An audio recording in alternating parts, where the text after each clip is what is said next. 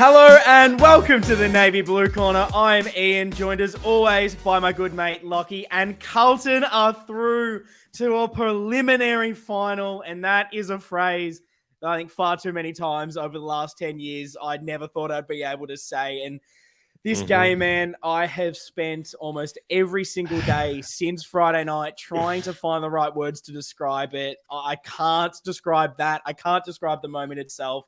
Yet to find it. It was just magical. That's, I think, the closest I'm going to get. But Lockie, mate, how are you? And has it all sunk in yet? Definitely hasn't sunk in. Never been better. Yeah, no, it definitely still feels surreal. There was just so many moments in that game where I'm like, it's I'm proud of the boys, but it's done. I don't think we're going to get there. And then we somehow did. It was one of the greatest escapes of all time. It's just hard to come up with the right words to describe all of it, but we're going to try, and who knows how long this episode will go for, but it's going to be one of the greatest and most fun episodes ever to go through that win. Truly. And look, we'll get into the specifics throughout the pod. We'll break down the win, the final moments, all of it. But before we do, this is the important one. This is the important question, Lockie, and I kind of want to get the listeners' feelings and thoughts on this as well. So if you're watching on YouTube, you answer this question, drop it in paragraph form, as long as you want it in the comments on YouTube, or head over, if you're listening to this in podcast form, over to the socials at Navy Blue Corner. I want to know it because, Lockie, the Blues, we are one win away from playing in a grand final, 2 wins away from going the distance, making the dream come true. What did that win in everything that comes with that win? What did it all mean to you? Well, it's just fully uncharted territory for you and I as supporters, I suppose. So I guess why it really is yet to sink in properly. So much of our energy has been invested in just making it to the finals. And the last few months has been all about that. And then finally to get a win, that was obviously incredible last week. So, some people were calling this a free hit. We talked about that last week. And like I said, there was moments kind of in the fourth quarter where I'm saying to my dad next to me, I'm like, this might not happen. This just doesn't feel like it's going to go our way. They're just peppering the scores. They're hitting the posts. Their score reviews. And it just didn't feel like it was going to go our way. So the fact that it did, then the fact that now, one win till a grand final just doesn't feel real from where we've come from this year. It's so hard to take it all in. And I think for me, it makes just everything worth it. And maybe it's an overreaction. I don't know. I don't think it is. I don't think anyone that is a Carlton supporter thinks it is for not a grand final, but for us and so many supporters that we haven't gone this far ever. We've never seen us win a semi-final, never seen us play in a prelim, and we're going to. It's just, it just makes everything worth it. Finally seeing this all happen, and from a fan point of view, everything we've put up with through the childhood trauma of never winning games. You get bullied as a little kid because your team's garbage, and you have no experience. You have nothing to really back it up or go back with because you're like, my team doesn't win, and I don't know what this is about. You get the false dawn maybe of the 2010s, and we have the rebuild. We're all thinking this is going to turn around, and there's been so many ups and downs. It's been a roller coaster ride throughout all of that. We know the journey's not over. It's just another step, but it was just such a massive, massive step. And to have recorded it all through this podcast and suffered through some ridiculous losses and some this year, it's not like it's been a smooth sailing up towards this moment. Midway through this year, it was panic stations. It was hell. We've been through it all. And just as us fans, we just deserve this. And it just makes sitting through all those losses worth it. And I mean, just what a moment. It's incredible. Just feel the emotions that we're all feeling right now. I think, like I said on an Insta post yesterday, it just doesn't feel like that long ago that 5 years ago, we won 2 games. And so many guys that were on the list then are still here. So it's just a reminder of like when you see the reactions from the players and just how overjoyed they are, like so many of them have been through this, like just being part of a loser team for years. And we're out of that now. I think that is something that it's one of the many layers of why I love the win as much. Why I love what's happening is like these guys, and you just, how many more videos do I need to see of these reactions from these boys, whether it's the guys on field, whether it's the players that weren't playing on the sidelines, getting up and about for it all. You just want it so bad for these fellas that have been through so much, that deserve it almost more than anyone else. And it's just to take it even more back to a personal place. I was sitting in Bay M11, which is on level 1. It's on the half forward line, and it's actually 2 bays away to M13, which is where I had my first ever reserve seats as a Carlton supporter, me and Dad, where we started going from 2008 to all the home games, because I was finally old enough and understood football enough and could take it in that, okay, we can now pretty much go to every single game. And it's just one of those things where I was so close to being sat in the same seat that I watched everything from. I saw the 2010s. I saw the rebuild. I saw like how many countless 100-point losses there. And I think there was just something about, I think, the universe in that of sitting so close to the area, the same view of the ground, and to witness it there, I think just added to the feelings and the emotions of that night. It was everything from being a Carlton supporter throughout all of this. Just, it hit me all at once, and it hasn't stopped. It's still here. And it's been an emotional journey. Like even, writing this run sheet as I was going through and picking a moment and adding it to it, like I was getting a little bit emotional, was almost getting a little bit teary, which maybe seems a little bit crazy, a little bit too full on, but it just means so much. Not at all. This is just these are the things that we've been dying for ages. It started last week with I just want the roar after the Australian national anthem that I don't feel like I've had ever as a fan base. And now it's like, I want a grand final. We're going to get it done. It's insane. Lockie. Yeah. That's a good, like that. I love that as a little moment that, like, I've never actually thought consciously about it, but definitely subconsciously whenever I watch a final and that kind of thing, that moment, I'm like, I want the camera to be panning down our fellas. I want to see their faces as they're gearing up and ready to go. I'm keen to hear about how you felt, like you've spoken about your emotions then. What were your emotions like on the final siren? Because I had very different emotions this week to last week. Yeah. You've skipped ahead in my run sheet, but I love it. We'll go straight to this because final siren was insane, to be honest, because I'll go back in my run sheet to go forward slightly, because there was I'll just slightly touch on something without going too much into it. But there is when we were down, there's a few minutes to go. Doesn't maybe look like we're going to get the win. I was similar to you. I was almost in my head just going through it, thinking, okay, this isn't great. I want the win so badly. Doesn't feel like it's going to get done.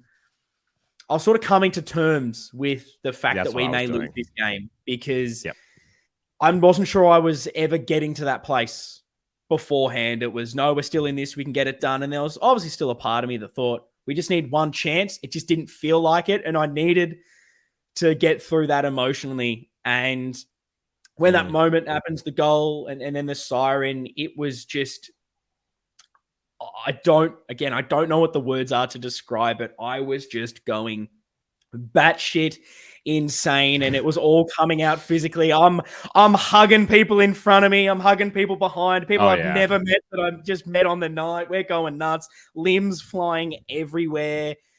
And it was just every part of inside me was just exploding out at once, just through yelling, through everything. I don't know how to describe the reaction. It was just, euphoria. It was everything. It was like nothing I've ever experienced before at a game of football. I couldn't believe it. I was still in a state of shock. There was just a thought of, I can't believe this has happened. I'm trying to make sense of what I've just seen. I'm celebrating. I didn't know what to do with anything. I don't know how you reacted. I'm keen to get your thoughts as well.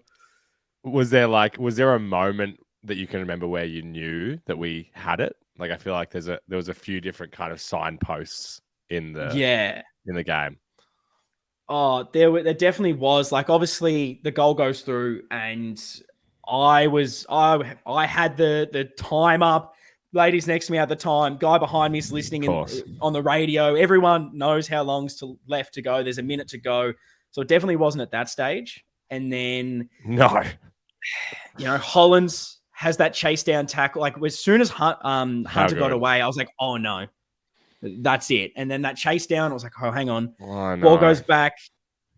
It was, I'd say 90% at that Chera, just after the smother, when Lever could easily pick up the ball and he traps it. I'm like, they don't want it. Like Andy Mars yelling on the how good is that? Just, he doesn't want it. He doesn't want it. And then as soon as TDK kicked that ball forward, I knew that's it. It's into space. There has to be like 10, 15 seconds left. They're not miracle on grassing this from here. It was as soon as he got that out into space, it was just me. I was already standing, but it was just me jumping up and down, getting excited, going, it's ours. Holy shit, this is going to happen. Yeah. Was that the moment for you? Yeah, absolutely. I genuinely said the exact same thing at that moment. I was like, Lever does not want that. It was that was his moment, and obviously Tool played a really good game. But yeah, once the ball hit TDK's boot, it was like, oh my god, it's actually happening. But for me, I don't know. Like last week against Sydney, I was like just so overcome with emotion, seemingly kind of what you were like this week, like a few tears and that kind of thing, like the relief of it all against Sydney. But I don't know, it just didn't feel like relief this week. It was just pure happiness, pure just cannot believe what has just happened. Like it's not the relief of, I don't know, us getting over the line last week. It just felt different. It was just, genuinely like probably no other win before. Yeah. Oh, no, that is a really good point you've sort of brought up there. That's something I maybe didn't think about because, last week I was still weirdly confident that we were going to hold on to that one. I maybe wasn't as stressed, but siren goes, it was relief. It was, oh my God, thank God. We've got the win. We've ticked that off. We held on. This was just joy. I think you nailed it with that. It was just happiness. That was a completely different feeling. And last week was probably one of the loudest roars of all time. This like tripled it. The whole stand was shaking. It was unbelievable. I've never experienced anything like that. I can't imagine what it's going to be like on grand final day when we get the W because it didn't feel like anything could top that in the moment. And I don't know about you. I had such a weird feeling after it where we obviously have the incredible, we sing the song, it's going bananas. They don't play the song again because I guess it's Melbourne's home game, which was kind of shit, but it didn't matter because the fans decided to sing it anyway. And so many of us, and I know you're probably the same, no one was leaving. No one was leaving that ground anytime soon. Everyone's partying. Everyone's walking up to another stranger, giving them a big hug. I remember even on the way out, I was like trying to find my mum in all the chaos because she was sitting in some different seats and some random guy, he was trying to leave. I was standing near the doors and like just randomly came up and hugged me. His like partner's looking at me being like, do we know this guy? What's going on? No, just hugging a random. And it was just one of those weird moments. But when I was still in the stands, I don't know if you're the same. I want to know if anyone else is batshit crazy and far too emotional like myself. But I just didn't want to leave. And this is going to be so sad and depressing. But like, because I just knew as soon as I left the ground, as soon as I stood, like I was already standing, but left that seat, that like that moment was kind of past. And as much as I want the grand final, I want all those things. That was just that was the greatest moment I've ever had in my lifetime. Like I can't Yeah. think of anything else I've ever experienced that brought me that much happiness and joy and elation. Which apologies to anyone in my life that maybe thinks that there should be another moment that has that. I don't know. I haven't had a marriage, haven't had the a texts child, are flying so in. maybe that one will top it at some time. But that was like the happiest I think I've ever been in a moment. That's great. Just so overcome with emotion where I was just like, and again, it's depressing. I just didn't want to leave because I knew at that stage that would be a memory. I'm out of that moment. And all I could think of the whole time was like, can someone just give me that remote control from that Adam Sandler movie Click? Can I just pause it? Can I rewind and just watch that thing forever? Because I don't know if I'm going to get that kind of joy ever again. And I just wanted to relive that forever. And the crowd, everything, it just makes me so happy that I support this club because you don't get that anywhere else. Well, we spoke about that on the podcast last week. We were like, this was incredible, and we may never have, like, who knows the next time that we're going to have a game like this. Like, we could have lost on Friday night, and then we miss finals next year or the year after. Like, yeah, I love that. I think we're doing a good job of remaining as much in the moment as we can and just enjoying. I'm so with you. I was so overjoyed seeing how many people stayed and everyone's coming down to the side to cheer the boys off. And it's also great. It also warms my heart hearing so many of like the neutral people involved being like genuinely the loudest I've heard any football game ever. Like, is just a testament to the support that everyone's giving these boys, and the boys keep talking about it too, which that means that everyone is playing their part when they get along. Well, 100%. And like, there's those other little moments. Like, I remember leaving the ground as I was going out of the bay, ran into an older lady who, you just, as soon as you see another person, you make eye contact. There's just like you start celebrating again. And she made a nice little comment. She's like, there's my granddaughter or grandson. It's like 6 years old. And they were going to me like, this is the greatest thing I've ever seen. And it's like, that makes me even more excited because they haven't had to been through all the garbage. This is their childhood. And like that, it's like, that's the childhood I always dreamed of. So to know that that is how they're starting as a Carlton supporter, like that just makes me even happier. But like, what was your your actual reaction when that siren went? Like, were you already on your feet? What was going on? I want like play by play. Were you hugging randoms? What was going on? Well, yeah, I'm not as privileged as you in a lot of these games in that you often are in quite a Carlton army. The Melbourne MCC members, I'll give them credit. They were out in force on Friday night.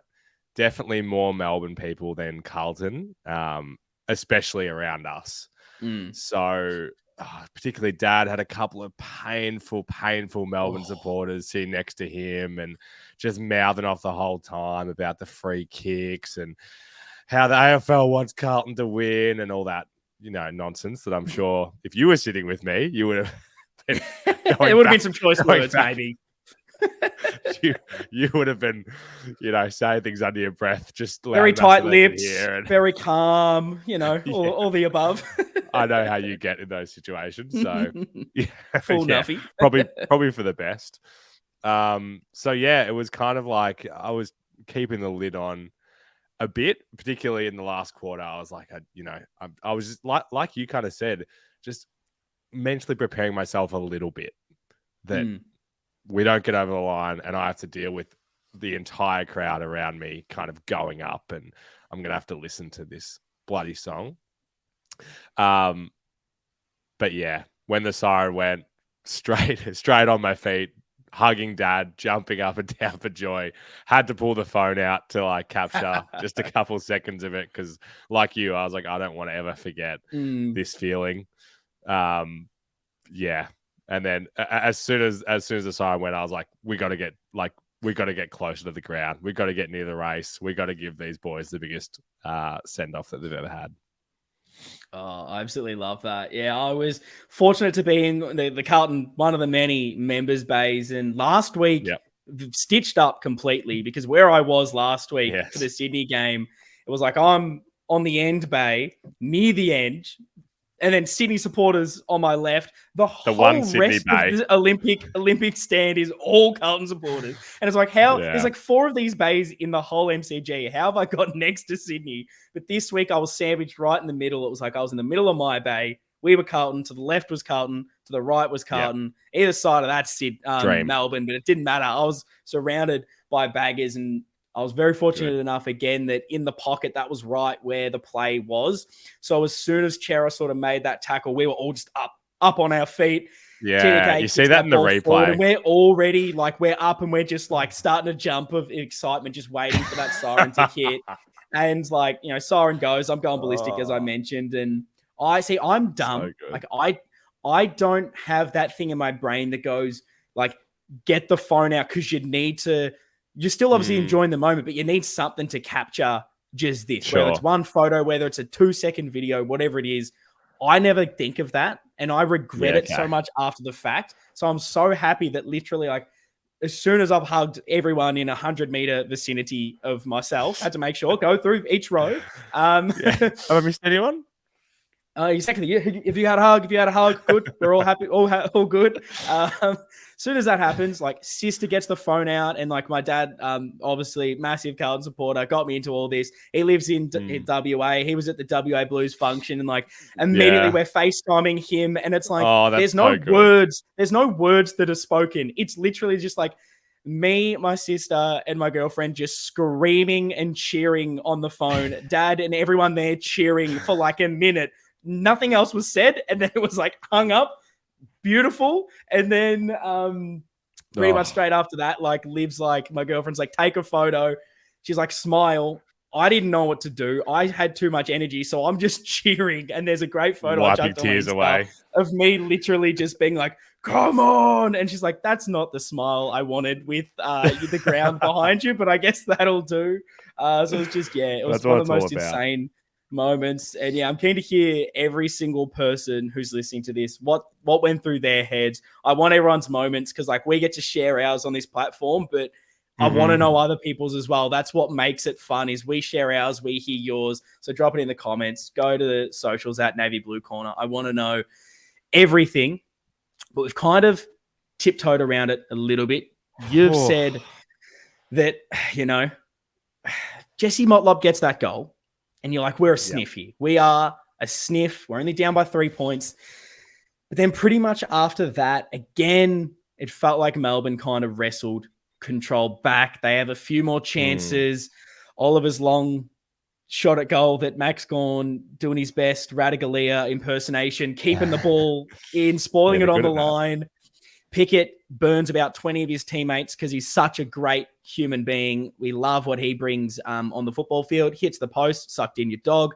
But it did still feel like anytime we tried to move the ball, it felt like this a lot, I think, for the last quarter, just wasn't clicking. Something wasn't happening for us. We'd move it 20, 30 meters, and then all of a sudden there'd be a fumble or the kick just wasn't there. Melbourne set up, they'd get the intercept. And I was like you. I think we both just didn't really 100% believe that magic goal was coming out of the Blue Baggers, even though Melbourne was still giving us the opportunity.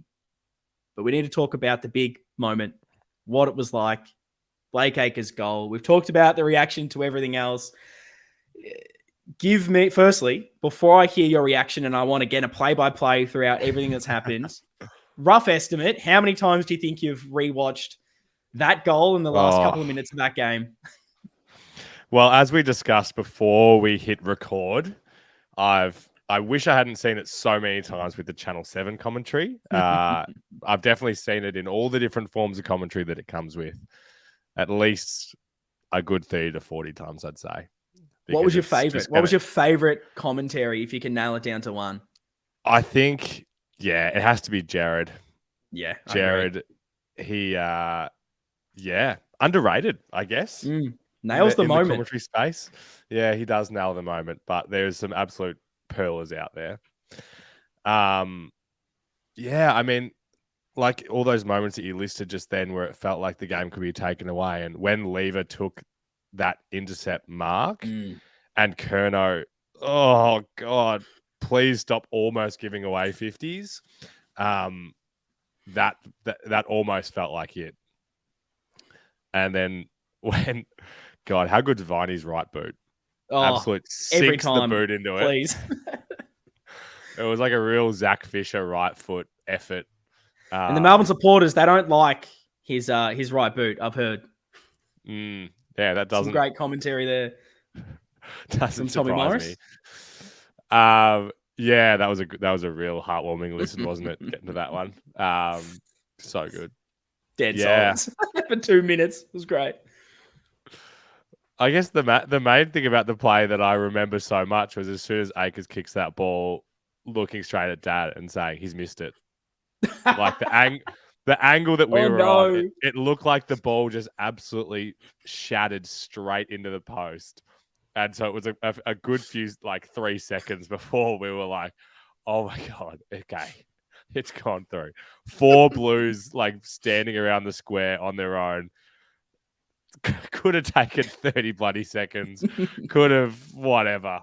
But no, it's just the most Carlton way, I guess, ever to get that game winner 2 weeks in a row. The Sheriff. Oh, see, that's the funniest part because the angle I was on, because I was on the opposite side in like the half forward pocket. Yep. I didn't know where the hell that ball went. So I didn't really see the ball really go in. I just saw Akers and I saw his reaction and everyone hugged. So I was like, he's kicked it. I didn't know until after I got home, watched the replay properly, that I was like, holy shit, he almost missed that. Oh my God, that was inches away from the post, but it means does not matter. So I love that you had the worst angle where it made it so much worse for you, whereas I was just blinded and had the reaction. And yeah, I think my reaction was just simply utter disbelief, where the way the whole play unfolded, Wieders is on the opposite wing to me, takes the 45 on, which the balls on him and the smartness of Wiedering, guy who earlier through this season we were saying like, mate, just move the ball quick. What are you doing? Yep. He's learnt and moved it beautifully to Hollins, who works hard as anything to get to that ball. And then, not that good a kick, I guess, according to BT. Terrible kick going to BT. Doherty, who that was where I had the perfect angle behind it, but my negativity in that moment was, oh no, we're fucked. There's no way Doherty, with no shoulder, is marking this ball. And that was the moment where it felt like time stopped for a second when that ball was marked. It was like, for sure, holy shit, he did mark that. Hang on a minute. And it was like the whole thing paused. He marks it, play, and then just slowly everyone on this side of the ground stands up. We're just like, holy shit, holy shit. Mate. I didn't see the goal square. I was just looking at Doherty, and part of me in that moment also just flashed to 2 seconds early with Kempy, the same thing, and kicks it on the full. So I was like, please, Doherty, do something else with it. And it was only when my head swiveled with the ball that it was like, holy shit, is that Akers in a 2-on-1? Takes it, kicks it through, and there was because it happened so fast, because I was similar to you, didn't think that we'd be able to conjure that up out of nowhere. At that stage, I thought there was genuinely 10 seconds left. Sure. It was just like such a natural reaction of, I don't know anything. I don't know what's happening. None of this is sinking in. It's just genuine. What have I just witnessed? And just screaming, yelling, throwing every limb up and about, high-fiving everyone. And then, it was just that then nervous part of finding out that, oh shit, there's a minute still to go. That's not good. With your thoughts at that time when obviously Akers takes that mark, replay, you get to see it all. Should he have taken the 30? Should he have gone back? Do you have any, I know it means nothing and who actually gives a shit, but it's a point that I just wanted to have for conversation's sake. Did you think he should have taken the 30? Did you have many thoughts about it? Yeah, honestly, I hadn't put thought into it until this last 2 minutes.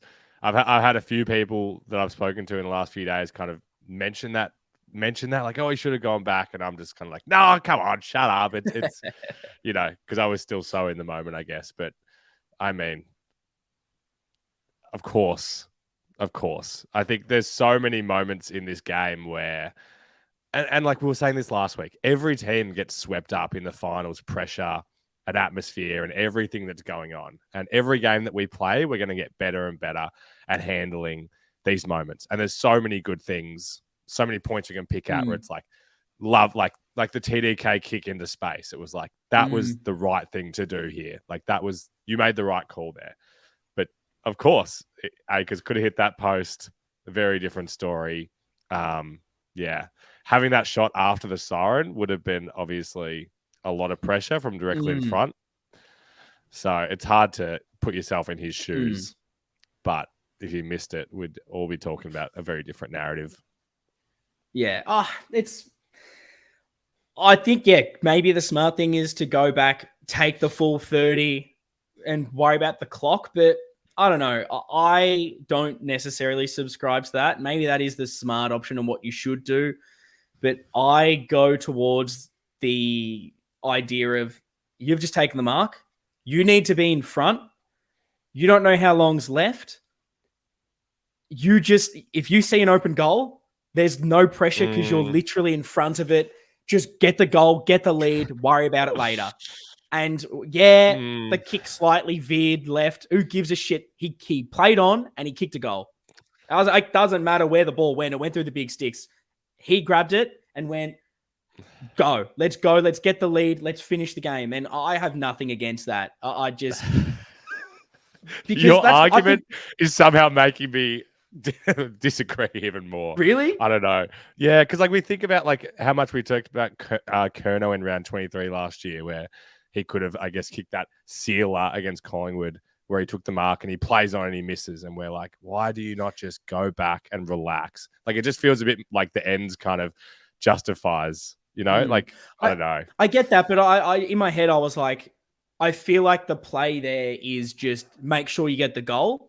And he obviously thought that in that moment. And I still think that the play is to maximize your ability to kick the goal is under no pressure, directly in front of goal, no one in front of you, kick the goal. And I think the only reason that this is literally, I think for people and potentially yourself is why you're going, is it the best decision? Is because the kick didn't go directly through. He takes one more step and blasts it up on level 3. I think we're all saying perfect decision, or there's no issues with it. So I think for me, I don't care about the fact that it slightly veered. It went through the middle, and you never know. Is there more pressure if he takes the step back and now there's a guy on the mark? I just think if you think that is the best chance of kicking a goal with no one on the goal line, go for it. And then it works for us this time. Let's go for it.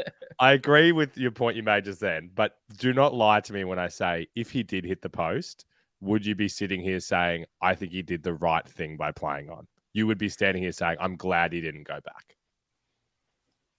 My only critique of the play on is not that he played on. My critique would be two things.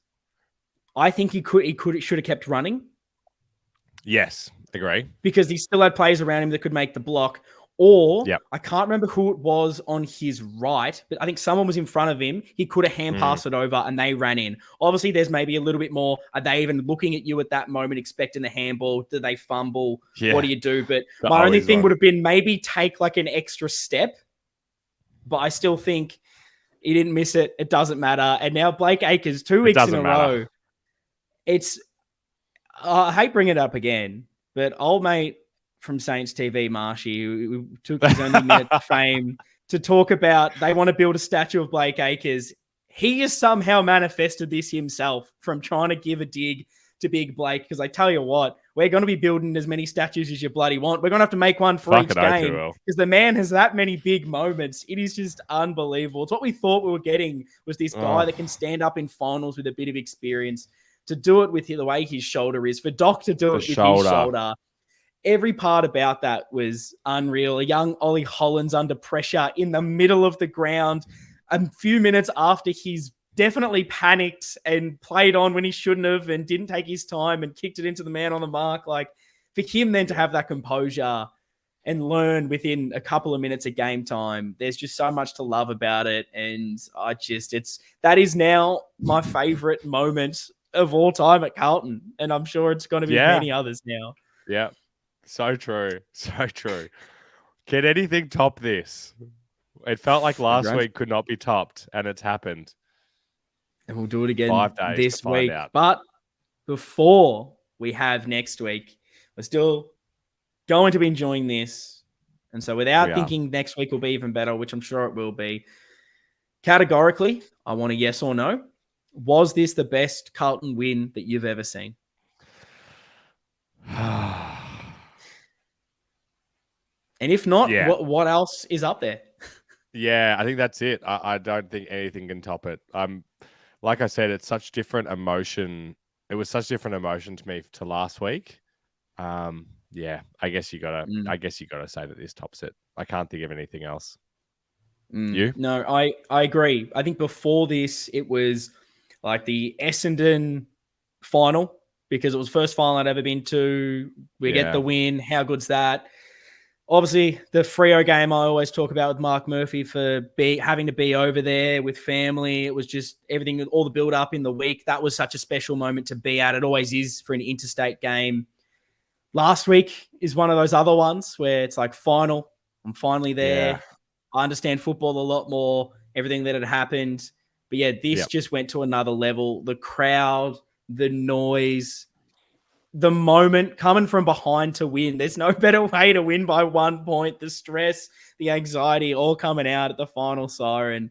That's the best win I've ever seen. And what has kind of surprised me is hearing older fans talk about other Carlton games, and a lot who were old enough to witness the 99 prelim, putting all grand finals aside because obviously they're better, but a non-grand final, the big one was 99 against Essendon, the prelim. So I've heard so many people say it's equal, if not better, a better win than that. I mean, what does that kind of mean to you when you think about it? Because obviously we weren't really alive to watch that. We've seen it many times back, but we weren't able to sort of appreciate it at its time. Does that kind of make this win even bigger for you, just understanding the context that others hold it in?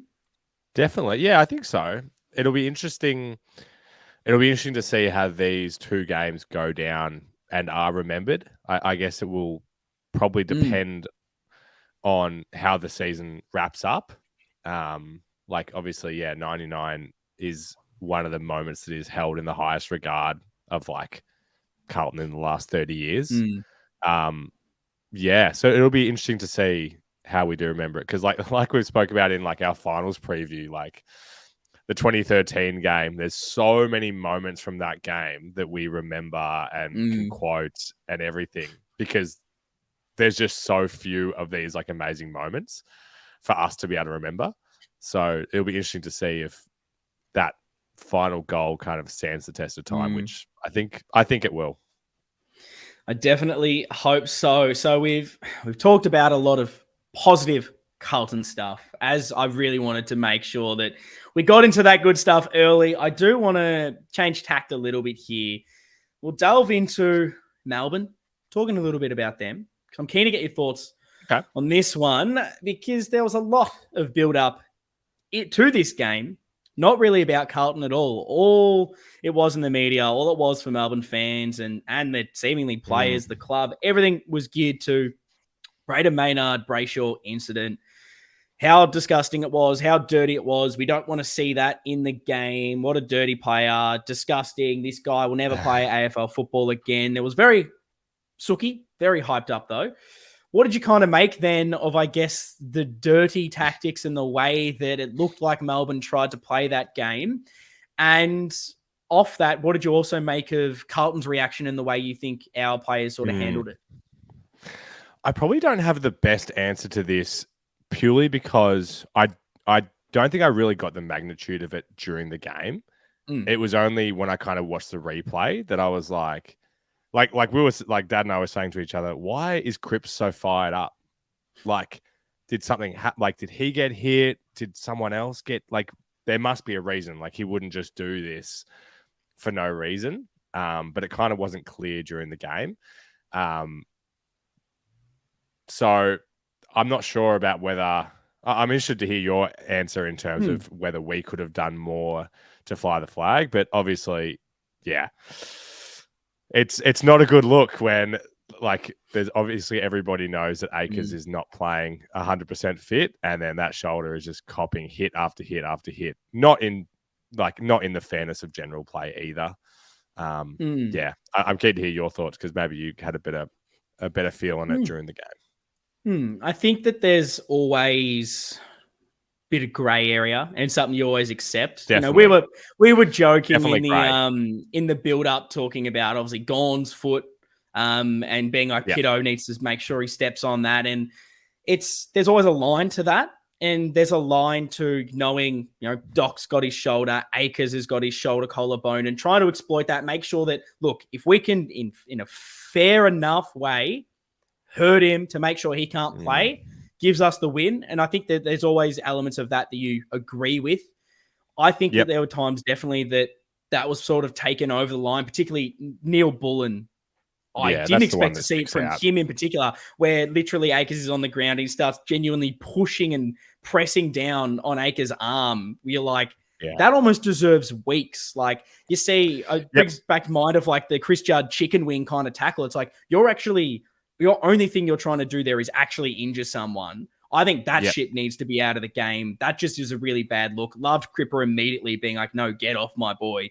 You ain't dealing with the sheriff. Like, you're gonna deal with me as well. Love to see that. yep, And then you got Pickett involved in everything. Absolute grub of a human being. Like, does that yeah. to Bailey Smith at the start of the season, I think it was, that absolute just dive out It of was. nowhere. For him to continue to play like this with his, obviously the Crips hit, he's got the jumper punch on McGovern, tries to go McGovern's head at another stage. You got Sparrow throwing Walsh straight Into into the the fence. barricade, which is, that one I can maybe half pass because it looked like straight after he did it, his reaction was like, oh shit, I didn't mean to actually dump your head into the Mm, barricade. I was meant to put you like to the ground, but he maybe just didn't realize. So I'll maybe take that one off slightly because it did feel hmm like immediately he's like, oh, I didn't mean that. There was a bit of remorse to it, but everything else I think was pretty dirty the way that they seemed to play. I thought it was a bit rich coming from a group that all week were peddling this like goody two shoes. No, we're sooking about Braden Maynard incident, that they then go mm, out and play that way. It was like, you got a mirror? Do you know what you guys are doing? I thought that was a bit rich. I loved how Carlton went about it because I didn't think we needed to do anything more. We ignored it mm. for the most part. If we needed to get into it, we would. Yeah, For sure. the most part, we were like, I care about playing the football. I care about winning this game of football. I'm not going to get distracted by these little stupid things that you're trying to do to get my mind off it. Mm, Obviously, Melbourne played well for a big chunks of that game, had opportunity after opportunity to bury the definitely. game, and maybe they should have won that in the end. But when you look at it mentality wise, you got one team trying to do these things and not worry about the game, and you got us that were just 100% focused and hungry on winning. And I love that from Mm. us. We don't need to be fake tough and get into these little scraps because we've got Doherty playing with a dislocated shoulder. We've got Akers playing with probably a broken collarbone. Doc apparently Yeah. playing with a torn calf or something in a few weeks. Cripps with his Yeah. ribs. Wiedering going back with the fly to the ball. We're not fake tough. We do it on the ground. And that's what I Mm. loved so much about us. It was just for the football. Who gives a shit? We're going to prove we're tougher than you in the contest. And we did in the end. And I like that we kind of got a Yep. bit of the moral high ground in that end. Yeah. No, very well said. Very well said. I am surprised that, I don't know. I'm surprised that I hadn't heard the Neil Bullen thing be mentioned at all by the mainstream footy media, That's unless I missed bizarre. something. But I thought maybe at least would have got a mention. Like, is this something that we should be looking at more, like this kind of thing? So, I yeah. agree. No, I agree. So let's get back into the positives straight away. We've touched on a lot of things. Do you have any other big highlights, I guess, from that game or key takeaways from it that you think we can move on Wow. to the Brisbane game and take that from it and use that as a positive to lead us towards a big prelim win? Wow. I'd love you to lead us off. I don't have anything off the top of my head, but I'm sure it'll come to me once you go. Yeah, I've got a couple. None of mine are groundbreaking, I wouldn't Fair. imagine. But looking at the 2 weeks in a row, and this was something that when I was making the thumbnails and the tiles for the match review, I kind of realized that the scores that we kicked in both games, I believe, if my memory is correct, if I was actually making them correctly, 1 point different. We kicked one more point against Sydney, one less point in this game. Goals were exactly the same. Wow. And I think when you look at the misses that Sydney made last week, the misses that Melbourne made this week in front of goal, I think one of the big things that's impressed me throughout is our ability to take the moments and score from them. We aren't 100%. necessarily making the most amount of chances. We're not creating a lot, but what we are creating, it feels like our efficiency in front of goal, set shot on the run is high. And that's kind of been the bit of the difference in this. That's a question mark always for me. We've spoken about that this season and many, where how many times have we come into a match review or a match build-up and gone, gee, if we just kicked straight when we were on top, when we had the momentum, we buried those opportunities. Finally, it feels like we're doing that. We're calm under pressure in front of goal, seemingly at the moment. And that seems like a massive thing where we've got these big moments defensively, but in particular in front of goal. And when we need a goal, we're finding a way to get it done, whether it's TDK's couple that I want to definitely touch on, whether it's Motlop, whether it's Akers at the end. It seems as if, Akers last week, when we need to find a goal, we get it and we make sure we kick the set shot, we get it nailed down. So I think that's a real positive for me that we're handling that pressure in front of goal.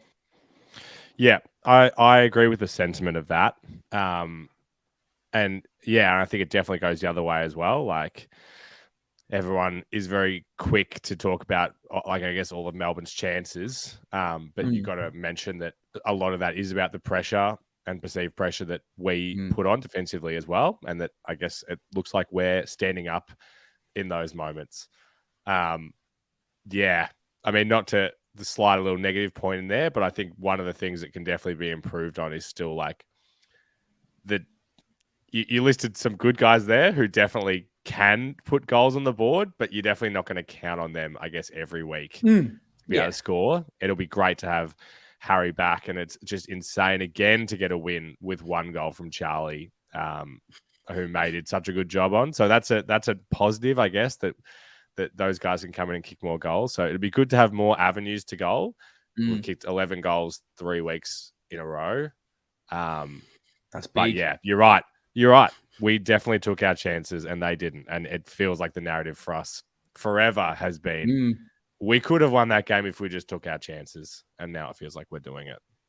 And I also think, to touch on some of Melbourne's opportunities, similar to last week, not a lot of their chances were super high percentage looks. I think Fritch's one that he misses, it's still not an easy shot. I'd probably back him in to kick that. You got Pickett on the run. It's not an easy one. Yeah. Oliver's is like... I never thought Oliver did well to even get that close. I actually said, I was like, look, if he kicks this and that puts us out of finals, fair play. Because what a kick that'd be. You can't say much about that. But a lot of them, and some of them they even kicked as well. And I know some of ours were pretty, magical from a pocket as well. But you have like Petrarca's in the first quarter, their first one from Langdon in the first quarter. Some of is it Joel Smith? Is that his name? I always get that mixed up. Joel Smith, I can't believe 3 goals. That was a negative, but he had some really that you maybe don't expect.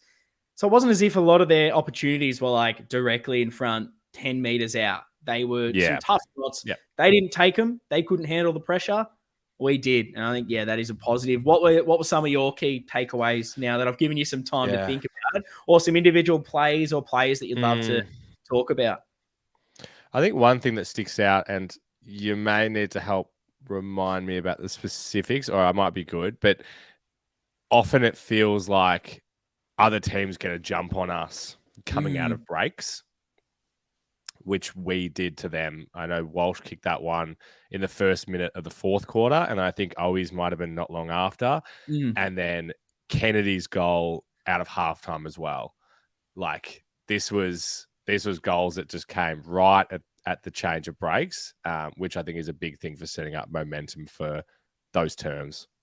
No, really, really good point. The last quarter, especially the back end of that third term, really felt like we were wasting a lot. I thought we dominated so much of it, defensively set up beautifully, intercepted well. As soon as we tried to move the ball forward, just so many poor decisions by foot.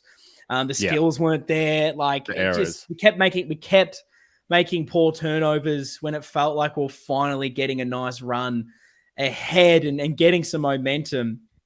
Yep. You take that into 3/4 time, you go, okay, just feels like we need to kick the first couple here. It's kind of like we did the last time we played Melbourne. As soon as Walshy gets that goal, and then always is soon after, I was definitely thinking, okay, this is it. Like, we're going to run over the top of them. It didn't happen. I think that was a bit of a negative if we're going to be a bit balanced in the review of this game, where felt like that was the momentum shift, and to kind of lose that momentum a little bit like we have throughout, I guess, this final series so far.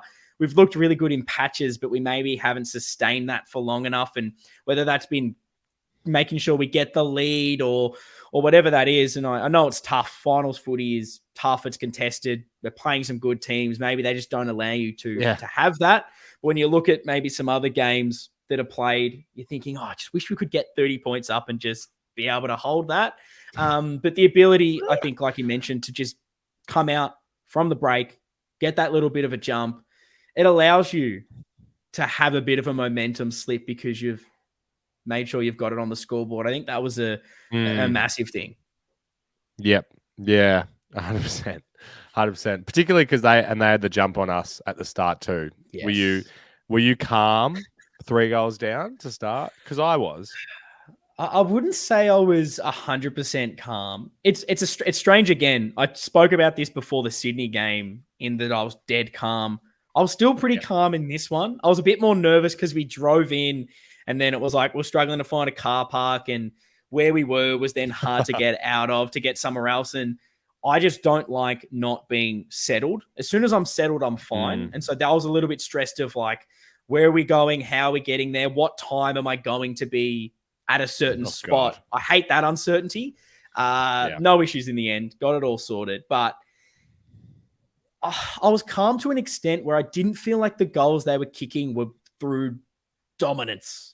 It felt as if like it was a pretty even game, but they just kept getting the little cheapish kind of goals. You know, credit to them, they were doing enough to earn them, and we weren't the other way. I could immediately see the issues of not having a Martin, not having a Harry Mackay in our forward line.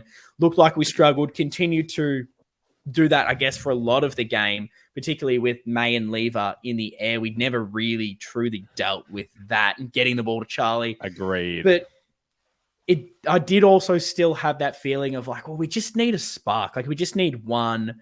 If they pile on 5 here and we haven't scored, I'll be worried. But then this is the moment I did want to bring up was TDK. Charlie's we're not able to unleash him. For De Koning to then get 2 quick ones, bring the game back. It was massive. Like, okay, game on. Like, this, was he someone you maybe expected to take that step up leading into the game? We knew it was going to be tough with Charlie without Harry. I had the prediction of maybe Fogarty getting a couple of goals. Didn't happen. If he nailed that first one, I was going to be messaging you straight away. I was ready to draft out a message being like, that's one. Didn't happen. But was De Koning one of the players that you thought, okay, he can be the guy to step up in the absence of Harry and Jack Martin? I think it had to be him. Like, if he didn't, this may not have been the same result, because without Harry, someone was had to stand up, or else, like you alluded to, Lever was going to break the all-time intercept record about 5 minutes in. So yeah, God, TDK's just taken to another level this season, hasn't he? Like, we could go back, and I've been listening to it. I listened to a few of our older episodes over the weekend just to kind of reflect on where we're at, and like mid-season, we're talking when it wasn't known whether he was going to stay or not. And it's like, well, I don't know. Like, can Pitternet just be the guy solo forever? Like, if TDK goes, we're going to have to live with that. And yeah, he's in these 2 games, TDK has just been like, I'm him. No, he has. And that was always I think, fair criticism that we kind of gave. And it's always harder when you have the emotion of, feels like this guy is going to leave us. Whereas you're kind of maybe happy to keep him when we weren't playing well and knowing we didn't have a 2nd round or 3rd round draft pick.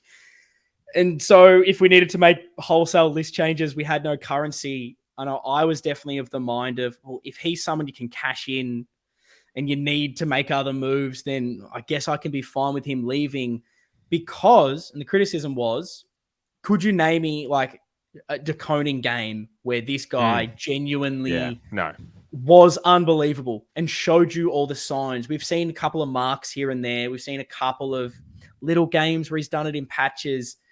You thought the talent was there, but it's hard when you haven't seen the tangible. You don't know if that's just fantasy, whether it's going to happen. And for him to have done that in the back half of this year and then to stand up in finals when you need someone to do it, wow, this guy is genuinely going to be something special. It's not just blue lenses on, thinking it might all just happen for him. He's proving it, and we needed that. And now he's got Robbie Williams singing about him. I don't know about you, but that song has been stuck in my head ever since then. Every 5 minutes, I feel like I'm starting to sing DeConing's in the air. It's just absolutely unbelievable.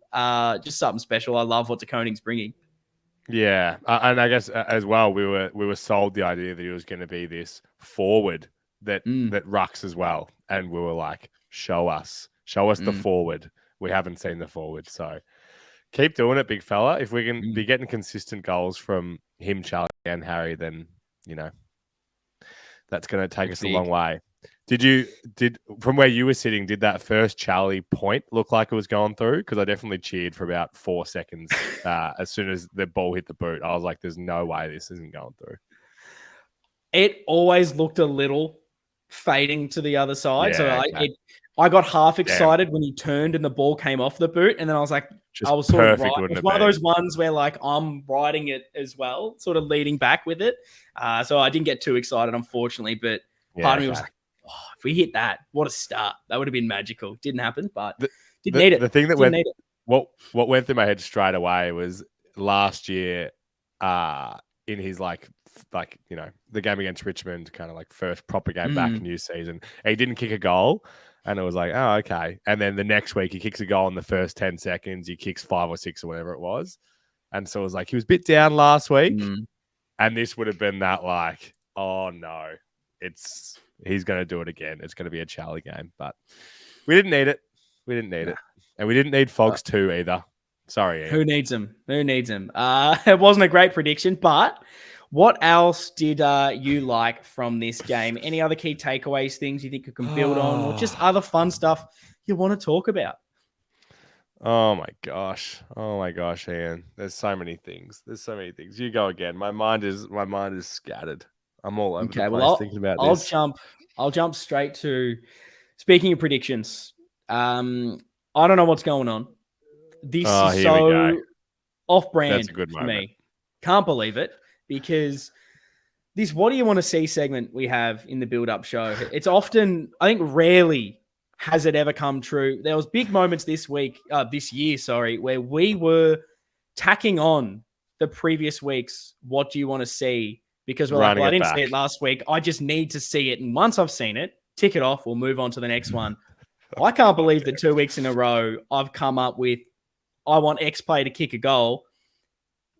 Have put a bit of mayo on the delivery, and all of a sudden, the boys have delivered. I had Cripper last week. Sammy Walsh gives me a goal. All about the mayo. One of the weirdest celebrations. I wanted something that got the crowd up and about. He decided to lick the old tongue, show us the Dior mouth guard that has taken lick the tongue. You reckon? I don't know what he's licking, but I enjoyed it. Licking the finger, probably. But insane from Sammy Walsh. Didn't expect to. Didn't expect about 50 possessions and to be incredibly, by far, best on ground. Incredible for him. I think we needed midfielders to step up and kick goals, much like last week. We have Chera does it. You had Cripps do it as well. We knew other guys needed to step up, and for Sammy Walsh to be that guy, Mr. Corns reckons he doesn't have what it takes to impact games. I guess I don't either. I'm already just dying to know. Can you give us a sneak preview of what your third in a row Nostradamus goal kicker pick's going to be? You don't have to give it all, but can you give us a taste? Get people excited. I'll be honest, for the preview. I can't get you excited, but maybe my reasoning will get you excited. These haven't been things that have been sitting with me all week. This has been, I go to write the run sheet, what I want to see, and it just hits me like a beautiful vision. So I'm hoping that also hits me this week. On a funny tangent, actually, there is a I should find what it actually is to give it a proper shout out. But there's a pet shelter where you can adopt, cats and dogs and anything you like. They've been doing that like prediction thing where they get the animal to try and predict the winners of each final. You know how they have that octopus classic. Who had the World Cup one. They have had this cat try and pick the scarves of the teams. And last week, they managed to get every single team wrong. Which, by getting them all wrong, technically it got them all right. It was grabbing the loser scarf. It's picking the loser, I'm with you. Yeah. And then, this week, they had picked Melbourne. And so I was like, let's fingers crossed. And it became a bit of a joke. And I honestly forgot about it. But then about 5 minutes after the siren, girlfriend just goes, the cat was right again. It picked the loser. So I tell you what, if this cat picked the Brisbane scarf this week, I'll have to find what page it is so we can all watch the footage. This could be one of the bigger things. You think I'm Nostradamus. Yeah. Someone find this cat. It knows the secrets. Put the lotto numbers in front of it and what it picks. Don't put those on. Pick the other numbers. That's what you need to do. Slowly deduce what it might be, because I just thought that was wild that somehow this animal just keeps getting them wrong, which is somehow even better because it technically has nailed it on. It's bizarre. We're definitely going to need an update on I'll find out. If it's out, let us know. I'm looking at the guys who haven't kicked a goal this year yet. So it would be Marchie, Pitt, Sard, and Weeders. For some reason, I feel like I remember Weeders. Pitto kicks 4. No, I kicked one last year against North. I think that was the one. It was. I swear there was another one, but yeah. And you would have think that Sardi would have kicked one, but he hasn't. Surprisingly, not a big goal kicker. I think he's only kicked like 2 goals for us. I think he only kicked 1 against Adelaide and Essendon. I might be incorrect. I think he's only kicked 2 goals for Carlton, which feels bizarre. that is perfect memory. Yeah, you'd think that he would bob up somewhere from outside 50. So maybe one of them, but I'll leave the Nostradamus to you. I like it. So what else? Anything else you want to touch on before we go? Slightly negative what were the improvements? Anything we need to improve upon, or do you want to go straight to it? Yeah, let's do that. That might bring some positives out. And we'll round it back out because we're such optimists. Yeah, so I guess to complete this review, to make it nice and well balanced, let's take a look at some of the areas that maybe we can improve on, some of the negatives that we can learn from. We can use them. It's not a negative because we're going to overcome it, and we're going to make sure we learn from it so we beat Brisbane in the prelim, learn from the mistakes. What did you kind of pick up from this game? Was there anything in particular? Well, I think, and the good thing about these things that we can improve on as well is that any that come to my mind, we saw aspects of it in this game. It's not like it was all bad. Like I thought there was times where we did a really good job of lowering our eyes inside 50, not kicking it straight down Lever's throat. That Kennedy first goal in the third quarter comes to mind.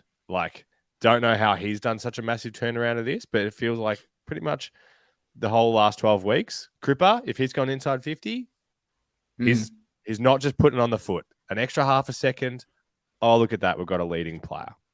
So that was great that was there at times, but there was still plenty of it. Which is difficult as well, knowing that that's their bread and butter. That is what Melbourne do well. They've got the height there. They'll intercept for days. I think that was kind of one of my negatives, which I guess can kind of get fixed next week just by personnel. But I thought Sure. The Kennedy inclusion that I was a little bit, I guess I didn't agree with it at the time, but I was Yes. kind of like, they know more than me. 100% back in Vossi, back in Kennedy to do the job. Ultimately, I don't think it necessarily worked. I thought Kennedy wasn't great. He's at times, just because he's not a forward, was out of position a little bit. The cohesion wasn't there with some of the other players. He kind of allowed Lever to get a lot of those intercepts.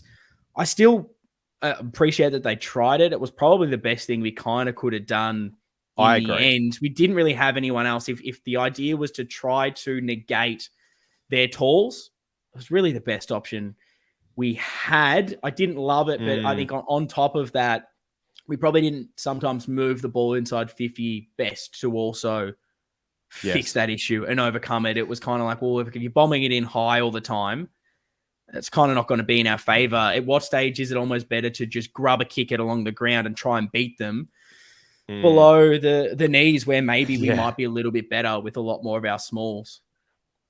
Yeah, I'm in complete agreement with you.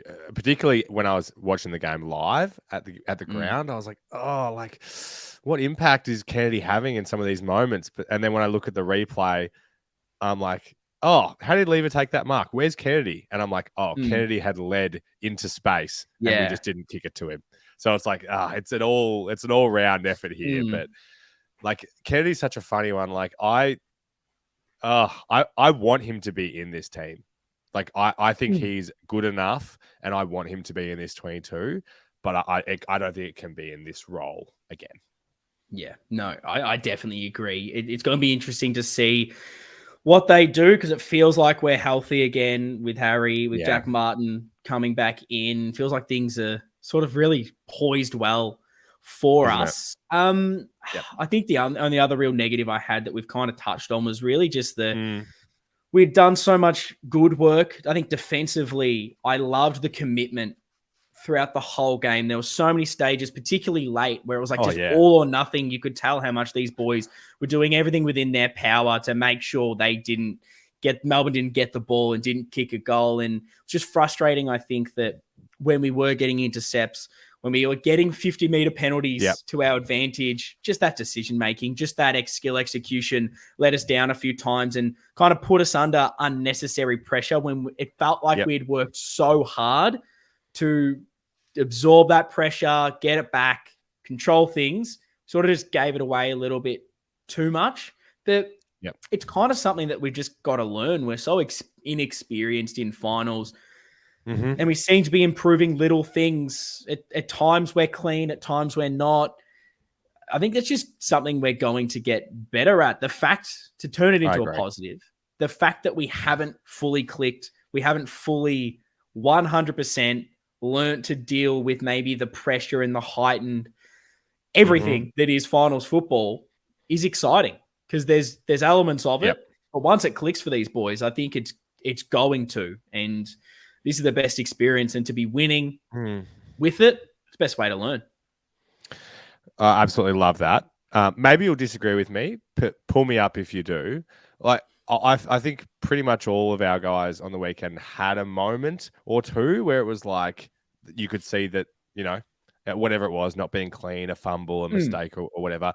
But I can't think of a player that I thought was out of their depth or was that I would say they played a bad game. I don't think we had anyone like that. I'd say two people didn't necessarily play good games, but weirdly, it's like Cunningham, I didn't think really impacted, but it's also, he plays such a hard position that there was a few little really good clean handballs that set us up that I really appreciated, particularly on the replay. But he's playing that high half forward. Sometimes you're just going to have a day where you don't see a lot of the ball. That is the unfortunate side of that position. So I'm not going to say he necessarily played too poorly, because it wasn't as if he's making mistakes. He just didn't get a lot of the ball, which it happens. And then the only other one was probably Kennedy. For that, we brought him in to play this role, and he wasn't amazing at it, but he gets a goal. He does some okay things, and I'm not blaming him for it, because it's an unfamiliar role that he kind of had to do it against some of the best defense in the competition. So as much as it might sound harsh to single out a few of these guys, it's kind of like I also don't blame them, and I'm not. I don't think they had that bad a game in saying that. But I agree with you. I think for the most part, everyone was incredibly solid and had good moments, which is kind of what you want. And it's why we're winning these games of football. It's a team effort now. Yeah. Yep. Oh, yep. 100% agree with you. Huge. So let's go into some listener questions. It feels like I've left this way too late in this. I need to make sure next week I get them right at the top. If you want to get your listener questions in, I normally chuck them up on Twitter at Navy Blue Corner. Also been chucking them on the story on Instagram, again, at Navy Blue Corner. If you can't be bothered even going onto your app, searching it up, links to it all is in the show notes, into the description. So literally just scroll down where you're listening to this, watching this, click the link. It'll get you straight there. Or if you're on another platform, if you're on another social media at any time, literally DM us. Again, it's always at Navy Blue Corner. And I will jot it down and make sure your question gets answered because you've maybe gone to a little bit more effort. You have made sure to message us. So those will always get answered. But Lockie is the master. He finds the absolute gems, which they always are. What have the people wanted answers to? And I'm just going to pick the cream of the crop today because we are deep into this episode because, like you said, you've buried the questions. Like you don't bury the plugs anymore. You bring the plugs to the front, and we love you for that. From something I think something has to happen with this. It's you don't get. I'm not at Carlton's level yet where you get the full package. If something's up, it means something else is coming down. Something is lacking. Unfortunately, eventually I'll get there. I'm sure. We are a work in progress too, and we're happy to call that out. From at Blues Footy, when we make the grand final, how will they fit 100,000 Priority 1 members into the ground? Ian, when are they going to build a bigger goddamn stadium to fit all the baggers in? Because this is getting ridiculous. Oh, it's actually insane, isn't it? Like, one, how many members we have. Two, that we've got one of the biggest stadiums in the goddamn world and we're still selling it out, and we've got more people that want to come in that just support us as one. And I mean, honestly, how about we just kick out half the corporate rich blokes that don't even support anyone, that, what, you're from Toyota? I don't give a shit. Get the baggers in there. Get those out to fit us in. I think that is the kind of way to do it. But I don't know, the ticketing's been a bit of an interesting one. Unfortunately, I'm not going up to Brisbane, but I would have definitely had some issues because apparently the tickets were on Ticketmaster, not Ticket Tech. Saw a couple of people waiting on Ticket Tech being like, where's me tickets? What's going on? And I would have genuinely cried because I wouldn't have been smart enough to realize that they've decided to change ticketing people randomly.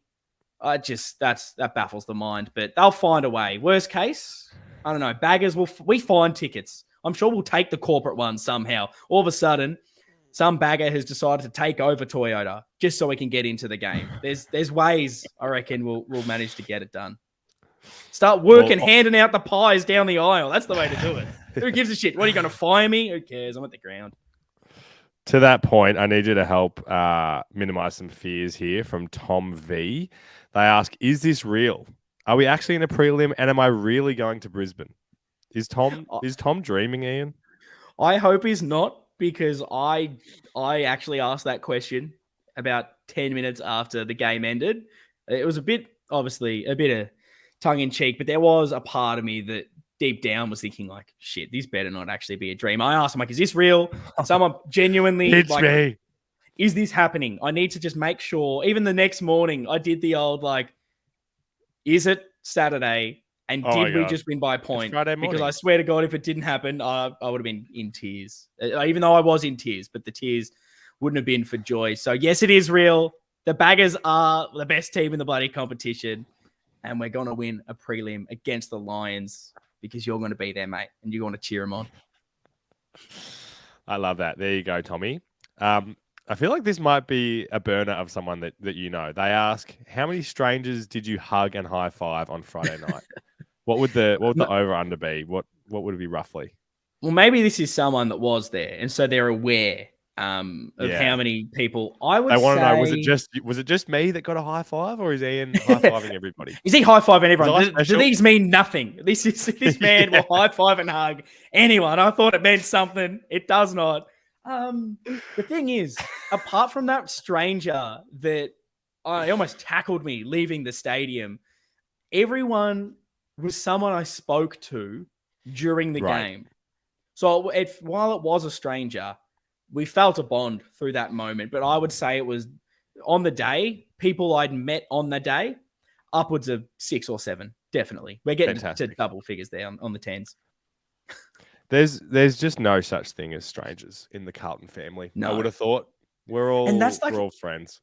That's the weird and crazy thing. And it's why I love sports so much, that it doesn't matter if you've never met someone. You can say Carlton supporter and it's like your best mates. And everyone just wants to share that moment. Everyone wants to be in it. And it just brings you all together. It's what made that Carlton Bay so much fun, was just being a chat to people before the game, and you don't have to be weird because it's an opposition supporter. It's just immediately like you've known them your whole life. I love it. Yeah, there's been so many moments over these last couple of weeks where I'm wearing Carlton gear out, or I see someone else wearing Carlton gear, and you just go to There was a exchange lot. There was a lot on Saturday and Sunday. I was walking through the city and it was just go Baggers, go Baggers. So good. How good is it? So good. I never want this to end. What should I wrap this up with? A lot of these questions are always, everyone's so keen to get to that next game, as we always are. We've had to pull ourselves back in this episode to be like, how can we stay in this moment? I'll read this one from Twitter from Mark DT, because this is about this game.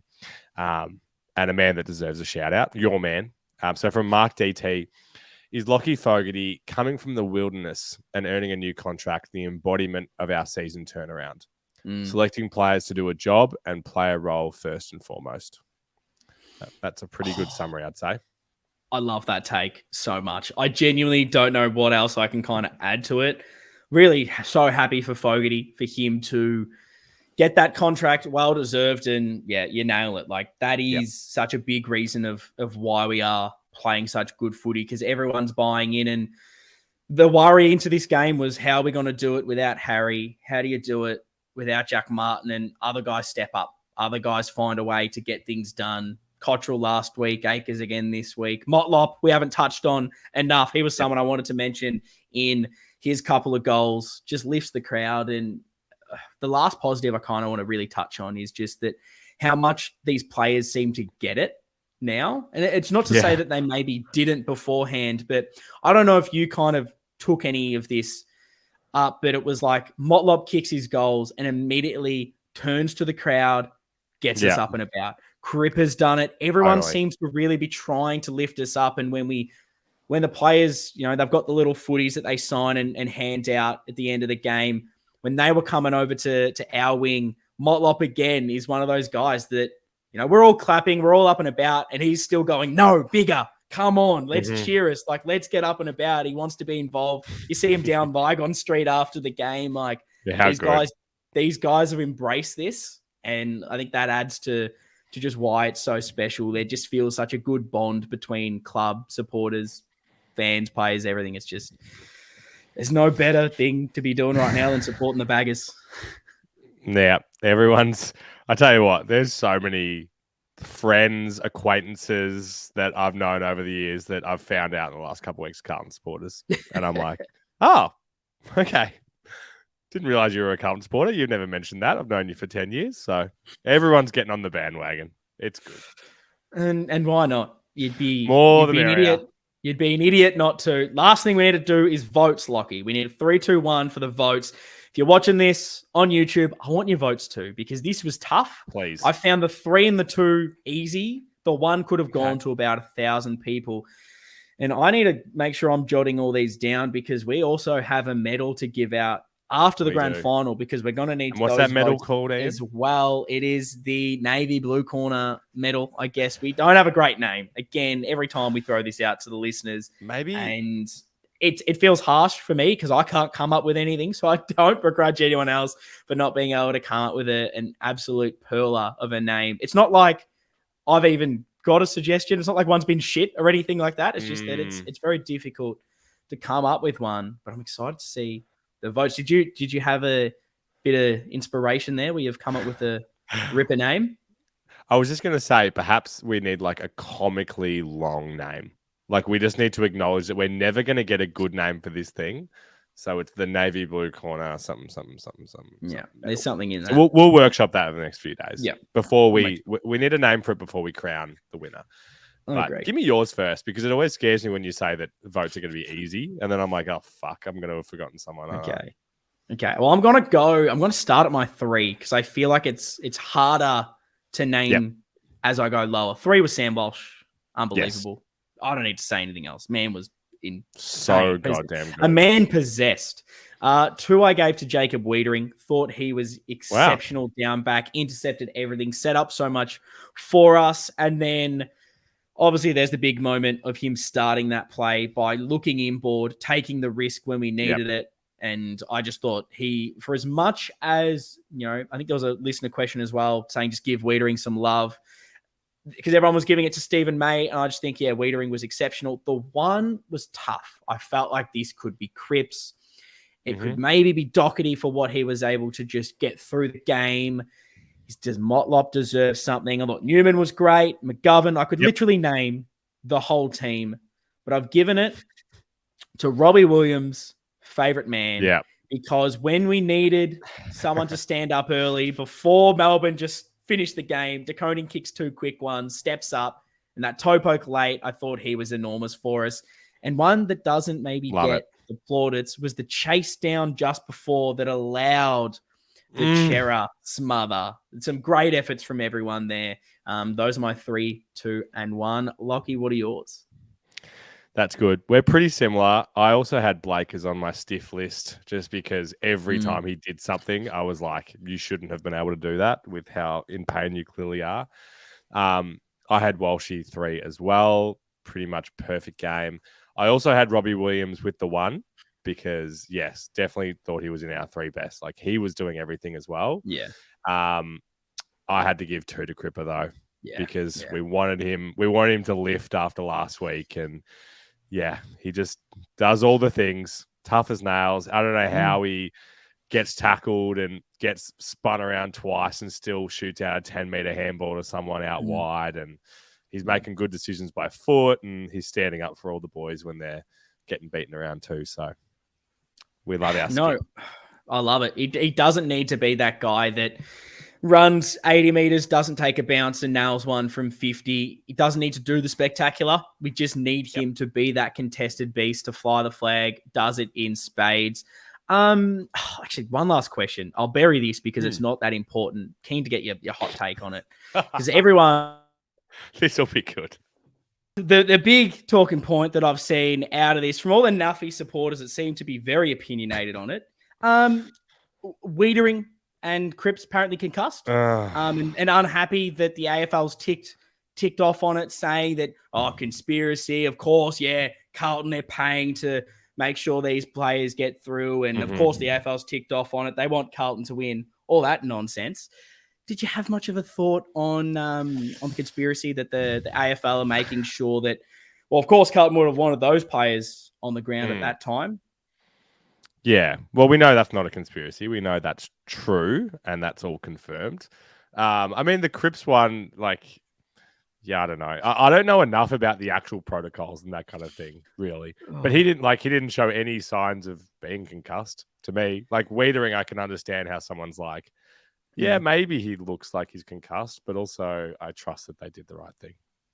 Yeah, I find it bizarre, and it highlights just honestly how I'm glad we buried this for my rant, but it's it reminds me how dumb humans are at stages, and how you've just got so many dickheads in society that genuinely just have no fucking clue about anything that goes on in the world. Because I'm glad this is buried. Cripper gets hit in the nose, it didn't look dazed, had no issues. You've got the doctors making sure these players have no issues. And it's cool, broke his nose. There's no issue with the concussion. They check him out, make sure he's all good. Perfect. And also, I'm sorry, in a day and age like this, you also don't want your guy on if he's concussed, because he's probably not going to play good football if he has a concussion. And then the other one for Weeders, it's like the commentators seem to be making such a big fuss about it that it was wobbly. I don't know if I'm just biased and didn't see it that way, but the fact that he obviously got hit in the throat, they're saying that he was struggling to breathe. It just looked like a guy that was in a bit of shock of like, I'm just trying to suck in air and I can't. I didn't feel like he was wobbly. I don't know. But I mean, the fact that our doctors were like, no, he got hit in the throat. There was no head contact, no symptoms, no issues.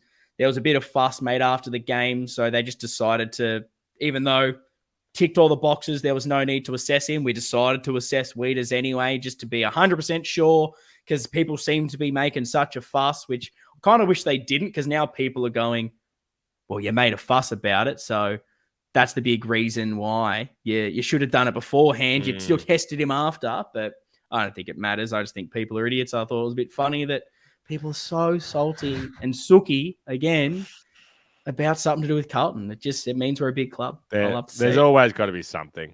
When is there nothing? There's got to be something. There's never nothing. But do you have any last words before we wrap this episode up?